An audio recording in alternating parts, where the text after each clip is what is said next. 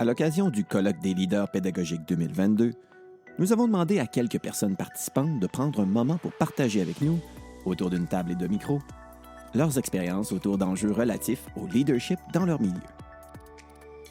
Mon nom est Maxime Pelchat et bienvenue dans Leadership partagé, une série d'entrevues balado présentées par le Récit de l'enseignement privé en collaboration avec le Cadre 21.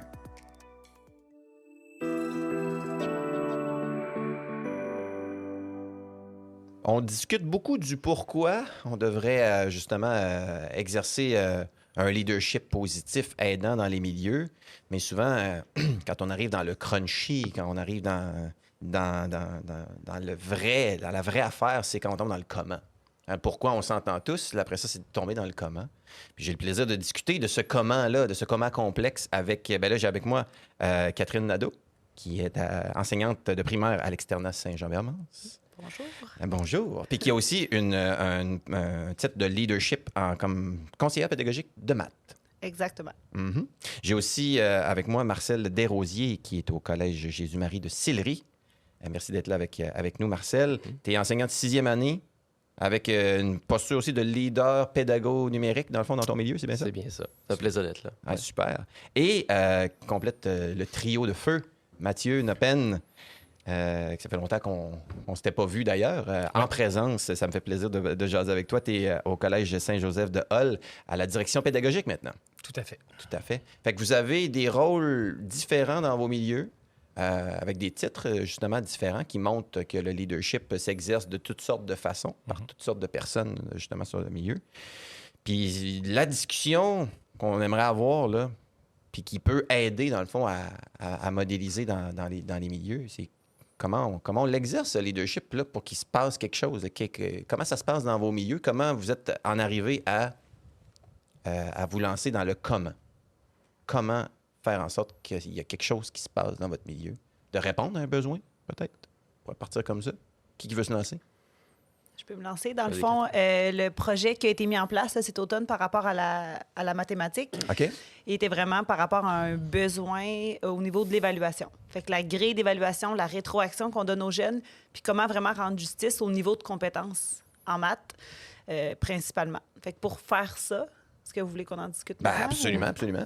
Donc, j'ai rencontré toutes les équipes niveau pour leur reparler d'évaluation, les fonctions d'évaluation, comment on s'y prend. Puis en même temps, on a discuté de la grille vraiment descriptive, générique, basée sur ce que le ministère de l'Éducation nous offre. Et là, de façon plus précise et ponctuelle avec chacune des équipes, on est allé voir, OK, c'est quoi notre tâche chouchou, qu'on l'a appelée, celle qu'on aime faire puis qui est confortable, parce que c'est beau arriver avec une tâche, une grille, mais si on ne le transpose pas dans la pratique de l'enseignant, ça va rester sur une tablette, puis il n'y a rien qui va se passer. Absolument. Et puis tu vois, Catherine, moi, ce que ça me fait penser comme question, c'est comment tu l'as trouvé, ce temps-là, avec l'équipe des profs de ton école? Bien, moi, j'étais super contente parce qu'à la base, je l'aurais peut-être fait avec en assemblée pédagogique avec tous les enseignants. Puis ma direction m'avait dit, je pense qu'on serait mieux d'y aller vraiment par niveau. OK. Puis après ça, je suis allée la voir, puis j'étais comme, OK, vous aviez 100% raison, dans le sens où il y a vraiment un plus-value, parce que moi, j'enseigne la 6e, mais quand j'ai rencontré les profs de première, je me suis rendu compte que ça faisait aucun sens, qu'est-ce que je leur disais, puis que j'avais pas une bonne connaissance de ce qu'elles font en mathématiques avec des tout-petits, parce que la grille descriptive du ministère, sérieusement, en première année, ça concorde pas à leurs besoins, là. Fait qu'il va y avoir un travail à faire là, dans les prochaines semaines pour vraiment mieux me familiariser. Fait que, je vais aller sur le terrain, je vais aller voir qu'est-ce qu'elles font, puis comment on peut bâtir une grille qui va être adaptée à ce niveau-là scolaire. Là. Parce qu'en 3, en 4, en 5, tel que tel, ça se ressemble plus, mais clairement, le premier cycle, j'avais sous-estimé ce qu'il faisait. Là. Fait qu'il y a un besoin de différenciation. Je pense pas qu'en assemblée, ça se serait ressorti. Je pense pas que les En profs grand auraient groupe. osé en grand groupe dire « Ah, ben non, mais là, ça concorde pas » ou de revenir sur ça. Fait que là, en le faisant en petit groupe, avec juste 4-5 personnes, bien, ça permettait vraiment que chacun puisse dire, ben moi, je me sens pas à l'aise avec ça, moi, je comprends pas bien ça, ou j'aimerais ça que tu réinvestisses tel aspect. Ouais, Marcel, ça te fait réagir? Oui, il y a plusieurs chantiers en éducation, puis l'importance de trouver une porte d'entrée. On peut pas travailler sur tous les dossiers en même temps, c'est impossible. Donc, de votre côté, c'était les mathématiques. Nous, de notre côté, c'était la compétence écrire, mais on parle des mêmes choses. L'intention pédagogique, nos grilles, la rétroaction qu'on donne aux élèves, Donc, vraiment, là, ce sont les mêmes discussions, mais d'une autre matière, là, c'est transférable. Puis là, ensuite, ben, ça ouvre, c'est comment on le fait. Je reviens au comment. Là. Comment est-ce qu'on le fait? Ça peut être en assemblée de notre côté, à l'occasion, lors de journées pédagogiques, au début de l'année. On fait une présentation, comme par exemple, c'est quoi qu'est-ce qu'on veut faire en écriture, par exemple, avec les diverses publications existantes. Donc, on présente ça, mais on ne passe pas non plus 2 heures là-dessus, puis ça peut être lourd. Là. Puis c'est de trouver d'autres façons d'accompagner nos collègues, puis même nous, là, de se développer. Là. Nous aussi, on est en apprentissage par rapport à ça. Puis, donc, c'est vraiment une posture, l'importance là, d'être dans cette posture-là, puis de voir, bon, OK, peut-être que c'est de l'accompagnement sous groupe, peut-être que je vais m'inspirer d'une collègue, on a fait ça chez nous également, de faire des 5 à 7 pédagogiques où c'est décontracté. Les 20 premières minutes, on prend un petit verre de jus de pomme, puis ensuite, on aborde là, ce qu'on va aborder avec un thème ou pas. Puis ça c'est différent comme approche. Il peut y avoir 10-12 personnes la première fois. C'est une grande réussite. C'est une grande réussite. Puis ensuite, ben, il y aura des contaminants positifs, là, si je peux dire. Là. Donc ça aussi, c'est un moyen de vivre ce qu'on a à faire, là, dans le fond. Donc voilà. Oui, puis Mathieu, est-ce que cette notion de sous-groupe versus justement toute l'équipe école ensemble, est-ce que c'est des choses que justement, quand on est en une posture de direction, c'est qu'il faut choisir, dans le fond, selon les contextes? Tout à fait. C'est sûr que aborder des réalités, bon, si on parle de réalités plus spécifiques à des matières, ça sert à rien de faire ça en grand groupe parce que si j'aborde un contexte mathématique, mes profs de français, c'est le dernier de leurs soucis, même si, veux pas, derrière ça, sous-jacent, c'est toujours quelque chose qui est important pour eux. Fait que, l'approche matière est beaucoup plus nécessaire en sous-groupe. Puis, moi, j'ai la chance d'avoir, j'aimerais ça être capable de leur en donner plus, mais d'avoir des responsables qui chapeautent chaque équipe matière et qui sont des piliers dans leur matière, puis qui sont là non pas pour juger, sont là pour épauler, puis sont là aussi pour me donner le pouls des différentes équipes, ce qui me permet d'ajuster le tir de mon côté, parce que nous aussi, on a plusieurs chantiers, mais qui visent sensiblement toute la même chose. Fait que quel genre d'accompagnement ces équipes-là ont besoin? Bien, n'étant pas sur le terrain, j'ai pas nécessairement j'ai pas le pouls, j'ai pas le feeling, l'écho du milieu. Fait que c'est sûr que c'est mes personnes qui sont sur le terrain qui sont capables de me le dire. Parce que des fois, veux pas, on lit des textes, les rapports du Conseil supérieur de l'éducation, les nombreux articles qui paraissent à tous les jours sur l'éducation. Puis tu fais, c'est beau, mais concrètement, comment j'amène ça en salle de classe? Moi, dans mon bureau, j'ai beaucoup de difficultés. Puis dans des rencontres 1 à 1, je suis capable d'ajuster le tir des fois avec mes enseignants, mais la discussion formelle ou informelle en équipe matière, puis des fois en équipe niveau, est beaucoup plus enrichissante que la discussion one-on-one avec le boss. Des fois, il y a des choses qu'on n'ose pas dire quand le patron il est là. Si je me pointe dans une rencontre d'équipe, le discours change. Puis je le sais, je le sens. Parce que j'ai l'avantage aussi de connaître mon équipe parce que j'étais avec eux pré-pandémie. Fait que je connais, contrairement à quelqu'un qui arrive dans un nouveau milieu, ben je savais, je connaissais les forces dans le milieu déjà. Fait que j'ai été capable de m'entourer de gens qui, sans dire qu'ils ont les mêmes expériences, mêmes attentes que moi, mais qui ont des connaissances que moi, j'ai pas. Parce que c'est ça l'idée aussi. T'sais. Moi, j'ai un background comme toi, Max, en univers social. Le côté sciences, le côté maths, je le connais moins. Fait que mes profs qui font ce rôle-là dans ces matières-là, bien, ils ont besoin de connaître parce qu'ils ont besoin de me donner de l'information sur le fonctionnement de leurs équipes, le fonctionnement de la matière que je suis en train d'essayer de m'approprier, mais que je connais pas parce que je ne l'ai jamais vécu. De là, l'importance de, je peux te permettre, là, de partager le leadership. Oui. Et je sais que dans nos directions d'école, c'est permis de vivre le leadership, là, que ce leadership-là soit partagé. Puis c'est tellement important. On en parle même dans nos classes, là, comment exercer un leadership positif quotidiennement avec nos élèves. Bien, nous aussi, puis on est tous dans le même bateau, la direction d'école, enseignants, n'importe qui là, qui est dans le domaine de l'éducation, là, c'est de partager ce leadership-là, puis justement là, d'éviter d'être dans le bureau et puis d'avoir peu ou pas d'informations. Donc, si on travaille ensemble, c'est beaucoup plus facile. Puis, je crois que c'est... lorsqu'on est engagé dans quelque chose, on a du plaisir. Si on a du plaisir, ben c'est contagieux. Vous voyez où je vais avec ça. Là. Ouais. Donc... Ouais. Une roue positive jusqu'à un certain point. Absolument. Et tu vois, ça me fait penser, puis je me tourne vers Catherine. Est-ce que tu as senti à un moment donné dans ta position, dans la nouvelle position de leadership de conseillère pédagogique, que c'est comme, OK, je suis peut-être la bonne personne pour faire cheminer ce morceau-là, parce que probablement avec ma direction, ça ne fonctionnerait pas pour faire avancer ce dossier-là? Bien, la direction, je pense qu'elle pourrait être crédible parce que c'est une ancienne enseignante en maths. Ah, bon. Mais je pense que mon rôle est vraiment en tant qu'agent multiplicateur. Elle a d'autres dossiers à gérer comme direction, puis c'est bien correct parce que ça fait partie de la tâche d'une direction de gérer plein de trucs. Fait que ça permet d'être sur le terrain puis de lui libérer du temps. Je pense que le plus-value de Mira et moi cette année, c'est ça. Donner du temps à la direction de faire d'autres choses puis de permettre d'avoir des agents multiplicateurs sur le terrain. Puis, on est en étroite collaboration, là.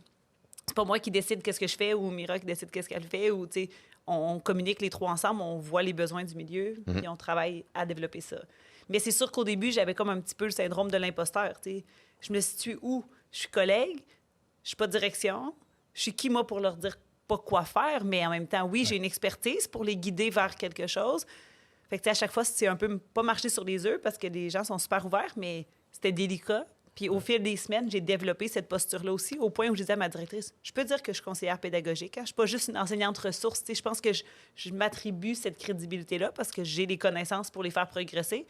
Puis la réponse du milieu est vraiment positive. Fait que ça aussi, c'est le fun parce que ça valorise.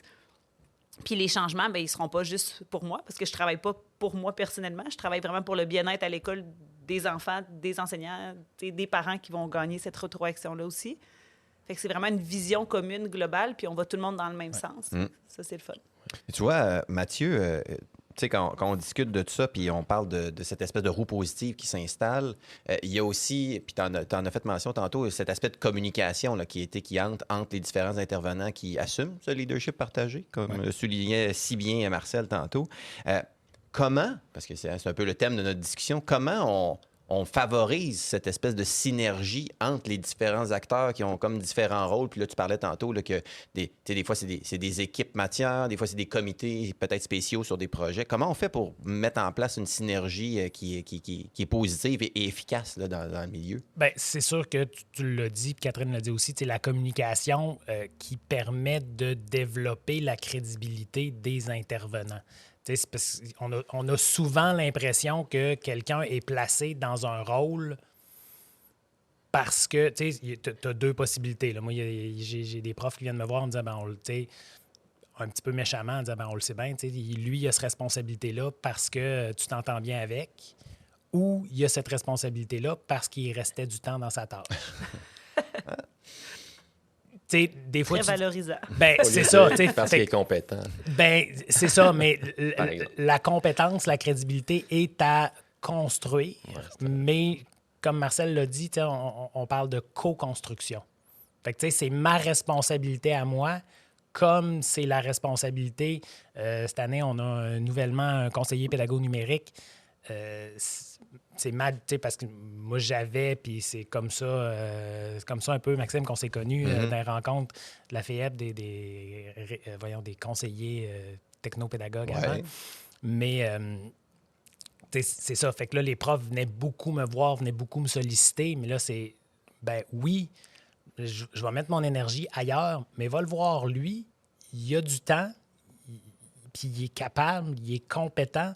Puis là, finalement, de bouche à oreille, le mot se passe que, mais finalement, Dominique, il peut m'aider à faire ça, puis Dominique, il sait ça, puis Dominique, Colin, il est capable de venir dans ma classe, puis de voir comment ça se passe. Parce que ça aussi, c'est quelque chose qu'on oublie, mais, le rôle est d'un rôle d'accompagnement, mais un accompagnement sur papier, c'est une chose. Mais quand je vais mettre les pieds, puis je le fais en observation avec les nouveaux enseignants dans l'école, je vais m'asseoir dans le fond de la classe, puis j'y regarde. Puis il y a toujours ce léger stress. Puis n'importe qui rentre dans notre classe, il y a toujours ce léger stress malgré l'intention. Mais après ça, tu sais, je rentre, puis je te donne la rétro, puis le conseiller pédago numérique qui rentre en classe, puis qui va te voir à la fin de la période, puis qui te dit on peut le faire différemment le prochain coup, ça va être plus facile. Puis, OK, tu sais, tu me jugeais pas tout le temps que tu étais là. Non, il y a un pépin, je suis là pour t'aider, tu sais, je vais intervenir aux besoins. Fait que c'est une crédibilité à construire, c'est une communication à faire, puis c'est de. Des fois, c'est en donnant des responsabilités claires, nettes et précises. Tu as un problème X, c'est cette personne-là que tu vas voir. Et d'essayer de mettre ça le plus clair possible en début d'année, d'informer les gens des nouvelles responsabilités. Puis, non, regarde, tu as cette question-là, va voir Catherine avant de venir me parler. Si Catherine n'a pas de réponse, elle va venir me voir, mais moi, c'est Catherine, ma personne ressource. Toi, c'est Catherine, ta personne ressource. T'sais, elle, c'est un point central.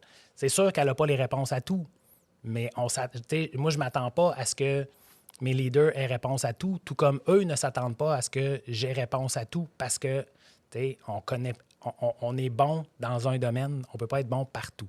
Parce que si on essaye d'être bon partout, bien, on est médiocre partout en même temps. Fait que c'est vraiment communication claire, puis des attentes, puis des balises pour tout le monde. Autant mon rôle à moi que le rôle des leaders, que la marche à suivre pour les profs quand ils ont des difficultés, quand ils ont des problèmes. Est-ce que c'est cette... Tu sais, Marcel, est-ce que c'est cette co-construction qui permet un peu de se sortir, un peu comme Catherine le disait, du syndrome de l'imposteur qu'on peut avoir quand on...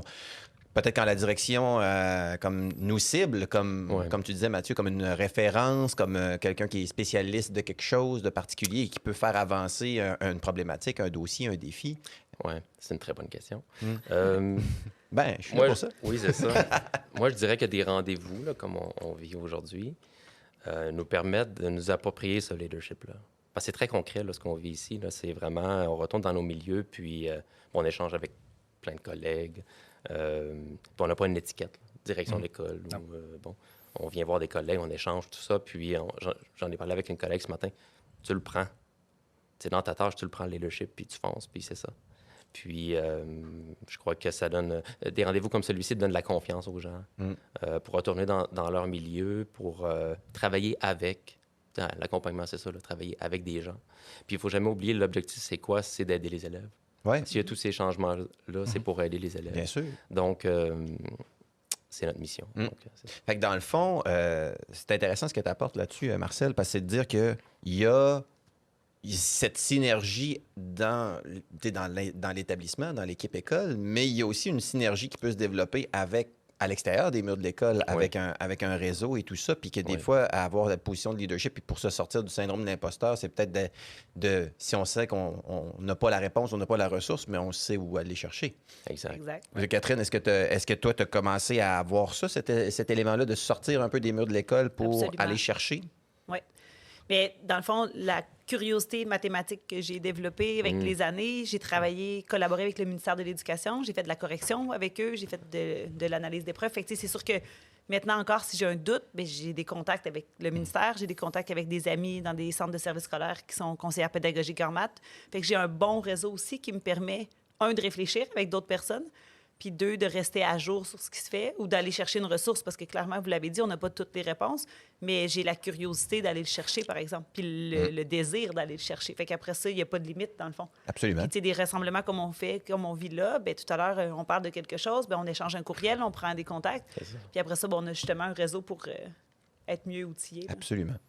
Je terminerai parce qu'on pourrait vraiment parler longtemps de tout ça, là. Je terminerai sur cette question-là, puis je vais l'adresser à Mathieu. Parce qu'à travers tout ça, il y a, dans le comment, il y a comment on trouve le temps de faire ça. Parce que là, on a trouvé, on a identifié comme des pistes, des stratégies, des bonnes pratiques duquel on peut s'inspirer, puis justement comment le réseautage peut nous aider des fois à voir plus loin, à voir différemment. Mais le temps, là, Toi qui es à la direction, là, Ouais. comment... Puis c'est là souvent que ça incombe un peu à la direction de comment on peut aménager, trouver du temps. Fait que moi, j'ai toujours l'impression que c'est un peu la question qui tue. Là. Ouais. Puis on va terminer là-dessus parce que je pense que ça peut faire réfléchir pas mal dans tous les milieux. Là. Bien, tu sais, des fois, il y a évidemment, tout part de la confection de la tâche, la confection de l'horaire, tu sais, l'organisation de l'école. Est-ce qu'on est capable à l'intérieur des différentes balises, puis peu importe le milieu, les règles d'usage, la convention collective, tout ça, est-ce qu'on est capable d'inclure du temps dans la tâche de l'enseignant? Sinon, il y a, quand on parle de, tu sais, des CAP ou des rencontres de co-développement, tout ça, il y a toujours, est-ce qu'on a la volonté, puis je pense que ça part toujours de ça, est-ce qu'on a la volonté de permettre à nos équipes de se développer? Est-ce qu'on a tu sais, puis en même temps, il faut que ça transpire venant de moi. Tu sais, moi, je parle de lecture que je fais à mes équipes, je leur partage, puis tu sais, avec les réseaux sociaux, puis les différentes plateformes, je partage plein de choses, plein de lectures, plein de podcasts, plein de vidéos que je vois partout. Puis c'est aussi de leur dire, tu sais, j'ai des enseignants qui me disent « Hey, j'aimerais ça parler avec... » Puis j'ai une prof de maths qui butine un petit peu puis qui commence à rayonner un petit peu au niveau de la FEP. Puis là, il y a des profs dans l'école qui me disent « Hey, mais j'aimerais ça, j'ai entendu parler que Mélanie a fait telle affaire, on peut-tu se rencontrer? » Je dis « Ben oui, proposez-moi un moment, puis moi, je vous sors de classe, puis je vous donne la possibilité de vous rencontrer dans l'école pendant vos heures de cours, au lieu de faire ça le soir, la fin de semaine. » Fait que ça prend une volonté, ça prend une communication claire. Tu sais, est-ce que moi, je suis prêt à faire ça? Tu sais, déjà, si moi, je ne suis pas prêt à trouver du temps dans mon horaire chargé malgré tout, mais en même temps, qui n'a pas un horaire chargé, pour prendre une heure, une fois de temps en temps, avec les midis inspirants de la EdTech, aller lire la revue de l'École branchée autrement qu'à 11h30 le soir en arrivant à la maison, si je ne suis pas capable de libérer 2 jours pour m'en aller dans un colloque de leadership pédagogique, mais qu'est-ce que ça montre sur l'importance que je donne à cet aspect-là dans mon équipe? Fait que là, après ça, c'est de voir, c'est de faire rayonner tout ça. Puis Catherine, comme tu le disais tantôt, tu sais, des agents multiplicateurs, on a des forces dans notre équipe qui sont en place avant même de faire venir des ressources externes. Fait que je prends, tu sais, jour 1, les 2 premières périodes, je suis capable de libérer 4 profs. Oui, ça implique que ça nécessite du monde pour aller remplacer dans les classes si ces enseignants-là sont en cours, mais il faut le faire si on va être capable d'avancer. Parce qu'à un moment donné, on ne peut pas toujours s'attendre à ce que le personnel travaille à l'extérieur des heures normales de classe, pendant leur période libre, pendant les fins de semaine, parce que c'est beaucoup ça aussi. Ils en font déjà beaucoup. Tu sais, il n'y a pas si longtemps que ça, j'étais prof, ma blonde est encore enseignante. Je la vois travailler les soirs, je la vois travailler fin de semaine. Oui, il y a des journées pédagogiques dans lesquelles ce développement-là peut se faire, mais il faut que ça se fasse ailleurs. On ne peut pas inventer du temps, mais il faut trouver, il faut placer, il faut prioriser, il faut dire ça, on le fait à ce moment-là. Puis des fois, il faut l'imposer à certaines personnes de dire je le sais que ton cours est important, mais cette petite heure-là de rencontre va être bénéfique pour les années à venir. Fait que, des fois, il faut forcer un petit peu. Mais c'est rare que le commentaire négatif vient après. Ah oui, ça a été bénéfique. C'est ça, c'est le fun d'entendre ça. Puis, tu sais, je rencontre mes profs. J'ai rencontré mes 50 profs en début d'année. Je me suis assis une demi-heure avec chacun. Je l'ai pris le temps dans mon horaire. Je l'ai créé. C'est sûr que ça a demandé de la collaboration de la part de mes collègues en direction de dire, ben à ces moments-là, je suis pas disponible. Parce que je rencontre du monde. Je suis en développement avec mon équipe. Puis mes collègues en direction ont fait « OK, c'est beau. » La porte de mon bureau était fermée. Tout le monde le savait. Le secrétariat était au courant. Tout le monde, mon horaire et mon agenda est disponible pour mes collègues, ceux qui ont besoin de le voir. Fait qu'il y a une rencontre à l'horaire. Je rencontre un prof pour du co-développement, pour un suivi quelconque, un suivi pédagogique, pas suivi disciplinaire, mais un suivi pédagogique, dérange-moi pas à ce moment-là parce que ce que je fais, c'est important. C'est pas important pour moi. C'est important pour la personne avec qui je le fais, puis c'est important pour l'école. Oui, c'est ça. Donc, Mais c'est un beau mot de la fin, ça, rendre visible l'importance qu'on accorde à ces éléments-là qui s'incarnent dans le leadership, dans le fond, là, pour appuyer la formation continue, le développement professionnel de toute l'équipe. Merci beaucoup d'avoir accepté d'en discuter avec moi. Pour vrai, on aurait pu en parler longtemps. Là. Oui, merci de l'invitation. Absolument, avec Mathieu, Marcel, Catherine. Merci. Merci.